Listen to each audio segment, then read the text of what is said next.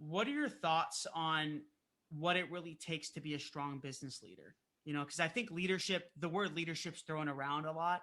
So Mhm. it's always good to ask people who are living it and doing it and breathing it, you know?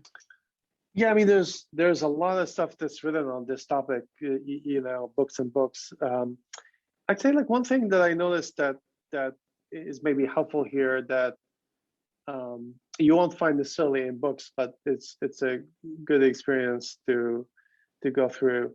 Um, like companies are like I call companies, they're like kids. They're like human beings. They evolve, and just the way the human life goes from being an infant to toddler to teenage years to adulthood to later in life.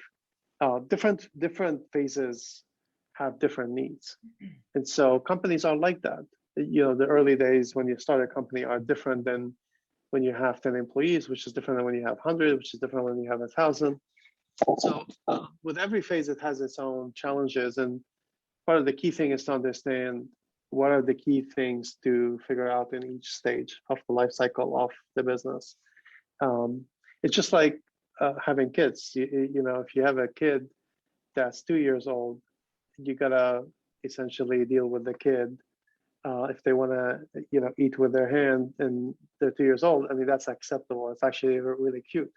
If you have a teenager doing the same thing, you'd be like, okay, well, what are you doing? You have a plate and you have knife and fork, and that's what you should be doing. And so it's the same thing in business. Like, different stages of life have different needs, and being able to recognize that and adapt the processes and tools to the stages you're in is something that is important skill set to learn along the way.